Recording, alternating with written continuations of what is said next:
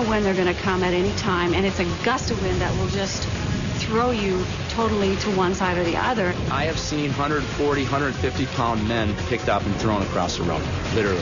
Boom! I've seen tires roll off rims before because of the wind, because you're leaning so hard into the wind that literally the glue on the tire gives, and the tires come off the rims, and the guys end up falling because basically the tires come apart. Trees are bending sideways and people have been blown off their bikes. You blow right across the road, across a lane. It plays mind games with you because you'll be going into a headwind and you'll think you're going to turn around and you're going to have a tailwind and you'll turn around and the wind's even stronger. What the hell did make this wind change from direction, or what's wrong with this course, because you're still going the same direction? Okay, wind, stop blowing. Please stop blowing now. While the pros are nearing the finish of the bike, Ironman newcomers Brian Breen and Major David Roselle are left to struggle with these ever-changing winds.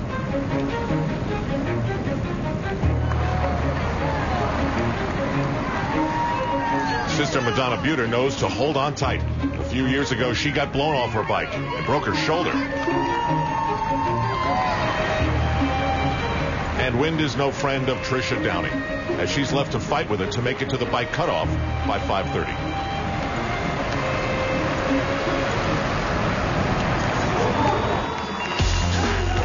Meanwhile, Norman Stadler has come roaring into town and he's made history. He's covered the 112-mile bike course in 4 hours and 18 minutes.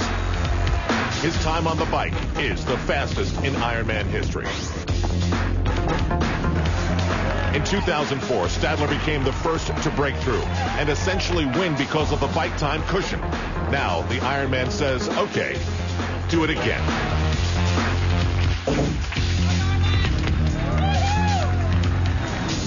Time check. Stadler has a 7-minute lead over the next cyclist and 10 over his biggest threat. And finally, the pack trickles into town. American cyclist Chris Lieto is in second. He's won Ironman races before, but never the World Championship. Aussie Chris McCormack is right there. So is last year's champion Faris Al Sultan. The big question for all is, when do you push it? The key to success here is patience. I think this event has taught me to be patient. So, yeah, if I'm still there with, if I get off the bike in the hunt, yeah, we could have a night on the drink. McCormack is confident because he has a running pedigree, but he's facing that 10-minute deficit beginning the marathon of 26.2 miles. McKeely Jones is still in front. With each revolution, she must be thinking about last year, how she couldn't hold off Natasha Bodman, who made up more than 9 minutes on the run. She needs to increase her lead, somehow, some way. This is the Ford Ironman World Championship. The men's race in the Ford Ironman World Championship is about to leave town. 10 miles in, and it's turning into a two-man event. Norman Stadler's lead is 8.5 minutes over Chris McCormack. The Aussie has been near the lead at this point before, but in his words, he's crumbled. He's been quoted as saying, "I consider myself the best runner in the sport." Well, today, in order to win, he's going to have to be just that. The women's race reaches transition 2 as well, and it's just like last year. McKeely Jones is first off the bike in a time of 5 hours, 6 minutes, 9 seconds. Not many are on pace to beat that.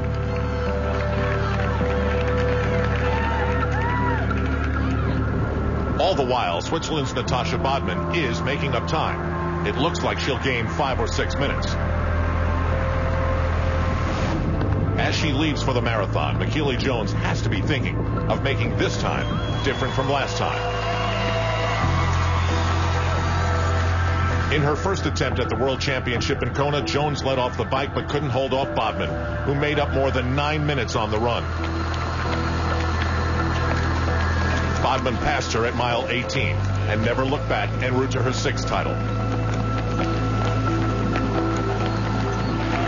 This time, Bodman gets off the bike with the second fastest time for the women. She made up 7 minutes, 6 seconds on Jones.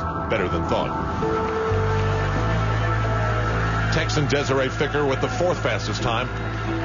And then Joanna Zeiger filters in.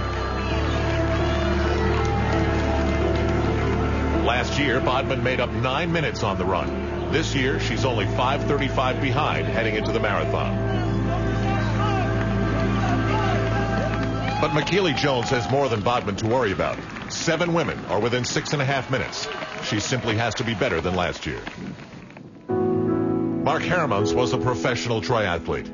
He finished in 6th place in his first Ironman in 2001. Then he was hit by a car while training and broke his back, leaving him paralyzed from the chest down. He's finished the Ironman as a challenged athlete, but now he wants to win the physically challenged division with the body that he has. I know if I win the race and I have a very good time, I quit triathlon and I start my 3rd life, because my first life ended 4 years ago when I broke my back. This is my 2nd life, and if I quit triathlon, if I reach my goal, then I can start my 3rd life.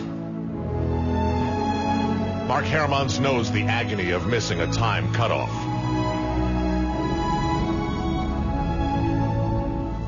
When your day is over, regardless of your dream.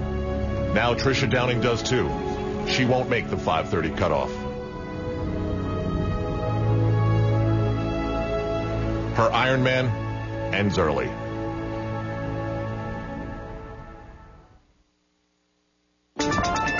For the 2nd time in his life, Norman Stadler is trying to prove that years of history are wrong. Build up a big lead on the bike, then hang on through the marathon. In 2004, it worked for the first time. Now the competition is wary and maybe cocky that the old way still works. Be solid, be steady, and don't have a weakness in any of the 3 disciplines. Chris McCormack, he has his own history issues here that he hopes will not apply.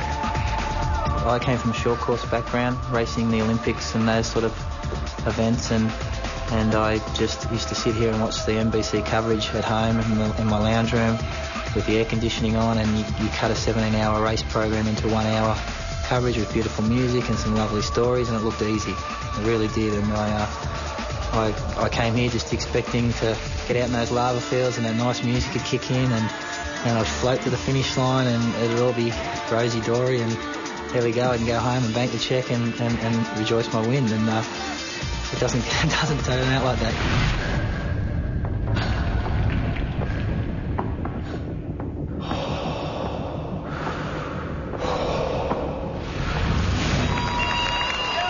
As McKeely Jones leaves the town of Kailua Kona, she does so as race leader. To get her legs ready for this, she entered and then won 3 half Ironmans this year. Sounds like a plan. She looks strong, but sometimes when runners start doing things with towels or sponges and ice, it could be a sign of system overload. Now, if McKeely could see behind her, she might say, uh-oh, because the smile is back on the face of Natasha Bodman. Now, last year, she ran a 3:06 marathon to catch McKeely Jones. She'll need an effort like that again. By the way, there's a reason behind all of Natasha's smiles. So when I started doing triathlon, I became a very happy, very satisfied person. And this is something that I want to share with everybody who wants to have a piece of it. So here I am, and I smile as long as I feel that it feels good. The smile is short-lived. Suddenly, Natasha is limping on Ali'i Drive.